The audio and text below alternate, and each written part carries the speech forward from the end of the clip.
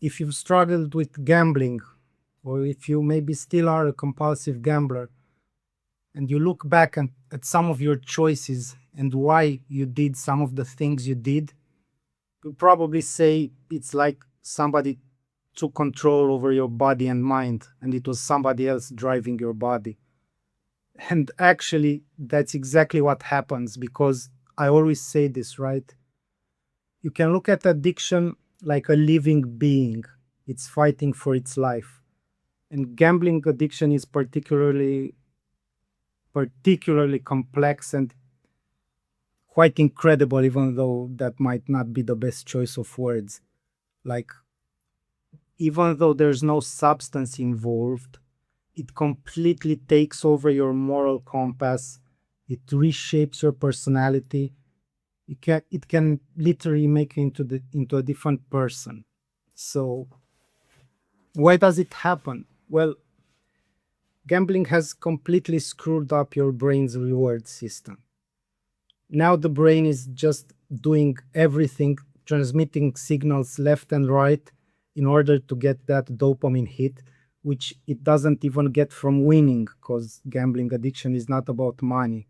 It gets from anticipating an uncertain reward. So it's chaos in your brain. It's just sending you signals, as I said, left and right, trying to determine you basically to do things to satisfy that craving for for anticipating an uncertain reward. And from all this, you see completely irrational behaviors developing. For me, the most interesting would be, maybe this doesn't happen to everyone, but certainly for me it did, for clients of mine it did. It's when let's say you place a bet, your team is leading 4-0 at halftime, and not only are you not satisfied because the brain has already registered that as a win, there's no more anticipation. As I said, it's not about the money, it's just about the anticipation of the uncertain reward. Now the brain has registered the reward as certain, and once it's next hit. But let's say you have to wait for that game to be over before betting again. You might literally start rooting for the other team to make it more interesting, just to give you that hit. Like if it's 4-0 at halftime, second half starts, you're like, come on, I want the game to be over so I can bet again. And you start thinking, maybe if the other guys score a goal, maybe two, it would be a bit more interesting. So you can see why that's completely irrational. It's as a psychologist, it's fascinating. As a former compulsive gambler, it's also fascinating, but when you are in the deep trenches, it's not as fascinating. It's actually quite sad and hurtful. The goalposts always move. This is another irrational cognition which takes place in the gambler's brain. You're thinking, I need $500, absolutely need it. If only I could get it, I will stop. Like I could pay off what I really need to pay off right now. Maybe it's your last money. You need something to eat.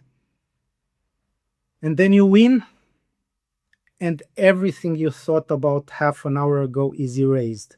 You forgot everything. You forgot how desperate you were. You forgot how much you need that money. It's all about the next bet now. You're thinking, maybe I could make 300 more, so I have something for myself left over. You win again. Maybe I could double it so I can pay off more debt. It never stops. It will never stop. You're chasing something you cannot reach, and the end result, unfortunately, will always be the same, and you can guess what it is. We also, as compulsive gamblers, tend to ignore all previous evidence. Like We could have gone through hundreds, thousands of episodes where we didn't stop and lost it all, and we still think next time it will be different. The addiction is a living being fighting for its life. It's very important we differentiate between our own thoughts and the thoughts of the addiction, because these irrational thoughts are not ours. It's the addiction speaking. So try to always think before you act. This is some advice I could give as a psychologist, even though I'm trying now to speak also as an addict in recovery, not only a psychologist. But it's very important we think before we act, so we can understand what thought is real and what thought is not real. That helps a lot. Not just acting on impulse, because as you can see, the impulses in gambling addiction are completely out of this world, irrational. If we stop to think for 5 minutes, it may save us. Also, always try to break the habit, not let the impulse, not satisfy the impulse immediately. If I feel a craving now, let me just wait 10 minutes, shake it up a bit, so the brain has some questions to ask itself. Oh, what's happening now? I was used to getting what I wanted immediately. Now I'm not. This is how you break the cycle. Takes some time, but it works. It's really horrifying how gambling addiction completely takes over your moral compass. This can go downhill pretty quickly. Inability to accept losses. Why do we win 10 grand, lose $50, and we cannot tolerate that? Again, it's because of the complete chaos which is now in your brain's reward system. I know I had here I posted on Instagram a couple of months ago, some of these irrational thought patterns. Yeah, the moving goalposts, taking illogical risks. This is also like you might lose 10 grand and be left with $20. $20 is now nothing. It doesn't matter after you lost 10 grand. You will have the irrational belief that you might win some of it back, but it's so unlikely that even the addicted brain realizes I probably won't make 10 grand out of this $20. So it's your last lifeline.